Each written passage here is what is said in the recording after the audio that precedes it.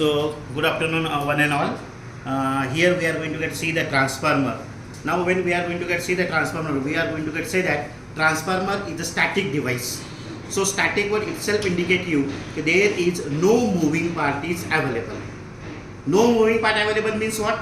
That there is no frictional and windage losses is there, no rotational losses is there. Now first we will go towards the nameplate of the transformer. Now you can see here the nameplate is given 2 kVA. So transformer capacity is always given in terms of kVA, kilovolt ampere, or MVA. So it is a volt ampere is there. So where cos of phi is not available, means there are three types of the power is there, which is the active power, apparent power, and reactive power is there. So here transformer capacity is always given in terms of apparent power. Now when we are going to get see the transformer, we are going to get say that there is a one side is called it as the primary side, another side is called it as secondary side. So transformer name itself indicate that it will going to get transfer the energy from one side to another side, means primary side to another side. The side where you are going to get connected the supply is called it as the primary side, and the side where you are going to get keep open or connected the load is called it as the secondary side. So it will going to get transfer the energy itself shows that the transformer is AC device, means alternating quantity device. So the quantity which are going to get work out, that is the voltage, current, flux, EMF, all are in alternating in nature.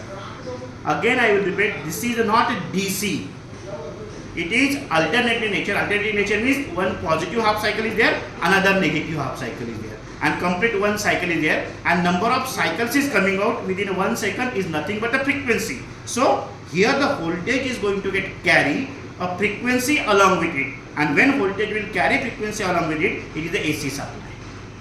When we are going to get look towards the basic working principle of transformer, so transformer is the device which is going to get work out on electromagnetic induction principles.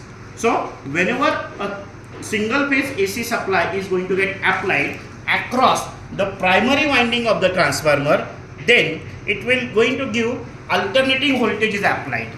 Alternating voltage applied, so the primary current which is flowing into the N1 number of turns, means primary number of turn is alternating nature, which will going to get develop the flux which is also alternating nature. So here the EMF which is going to get induced into the primary winding itself is alternating nature, but this EMF is nothing but because magnetomotive force is going to get developed, which is MMF equal to N into I. So here MMF1 is equal to N1 into I1. So whatever the flux is going to get developed from this side, so this flux is going to get cut by the primary winding, so we will say it is a statically induced EMF P1. Now you can see on this side there is a core is available. This is a core is available. You can see here there is a core is available. So the flux which is developed by the primary side is going to get travel through the core, and it will going to get linked to the secondary side. Secondary side itself is having N2 number of turns. So as soon as this flux will travel to the core, it will going to get linked with N2. So N2 is going to get cut it.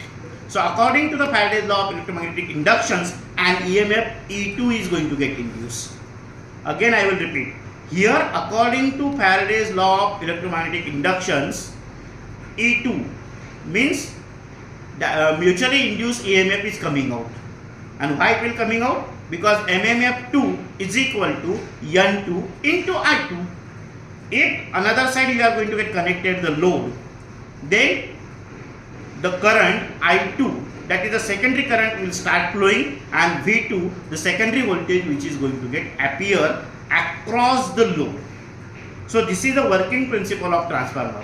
In this transformer, if depending on the number of phases, you can say it is a single phase transformer, it is a 3-phase transformer. Depending on constructions, we can say it is a core type of transformer, there is a shell type of transformer. Now here you can see that there is a core is outside and winding is inside. So this is the shell type of transformer. In core type of transformer, now same winding is going to get transferred on outer side of the ring. So this is there. Then depending on number of turns is less or more, we can say step up transformer, step down transformer, or isolation transformer. So N1 is greater than N2, so it is a step down. If N1 which is less than N2, it is a step up. And if N1 is equal to N2, it is a isolation type of the transformer. Again, apart from this, depending on the application, we can say it is a power transformer, we can say it is a distribution transformer, and like that. Welding transformer, current transformer, potential transformer. So different types will coming out. In transformer, basically it is a static devices. So when we are going to get say about the losses, in losses there are eddy current losses is going to get takes place here. Inside the core there is eddy current losses is going to get takes place, and to reduce eddy current losses we are going to get laminate the core of the transformer. On another side, if you are going to see the material used for this core of the transformer itself gives you the hysteresis losses. So hysteresis losses will depending on which material is used for manufacturing of this core. Then we can say on primary side and on secondary side, there is a both side there is a copper wire is there. On this side also you can see there is a copper wire is there. On this side also you can see there is a copper wire is there. So because of this we can say there is a primary copper loss is there and there is a secondary copper loss is there. So total losses will become now core losses, which is having the part eddy current as well as hysteresis losses. Another side there is a copper losses, which is having the primary copper loss as well as secondary copper loss. And by using this combination, we are going to get say efficiency of transformer is going to get find out in terms of power output upon power input. Power input is nothing but power output plus losses, means core losses plus copper losses. So if you are going to get check the efficiency of the transformer, transformer efficiency is always from 95% to 98 and more percent, because here no moving part is available. As compared to induction motor, its efficiency is always less. So you can say 70 to 80%, 85% is there. Then in transformer, we can say transformer is the ideal transformer, transformer is the practical transformer. In ideal transformer, there is no losses there, no resistance is there. Efficiency is 100%. But in actual practice, this is not going to get occur. There are small type of the losses is always going to get occur. That's why you can say it is a practical transformer is there. Even though you can take the example of the distribution system, the transformer which is used near to your houses by the MSDCL or any supply company, in that transformer we are not going to get say this efficiency. There we are going to get calculate all day efficiency, because from MSDCL side, from your substation, supply is coming to the primary side, and that primary is continuously engaged 24/7 as the supply is running from the MSDCL.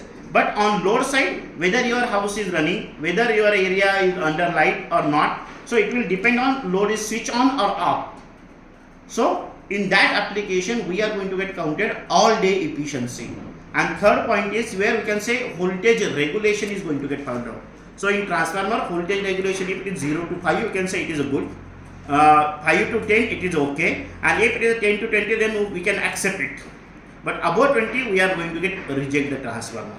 This transformer is having a lot of applications, which already I have discussed, depending on your use. So from this any electronic devices where 230 single phase supply is given, it is converted into 40 volt, 50 volt around that supply, and then it will given to that circuits. Means from small any tiny application to huge power transformer application.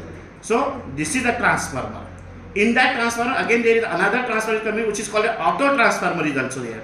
But what is the difference between two winding transformer and auto transformer? Here primary and secondary is separate. There one coil is used. On one coil, one side you can say it is the primary, another side same portion of that coil is going to get utilized for secondary side. So one coil is there, here there are two coils is there. So today we will stop here. Thank you.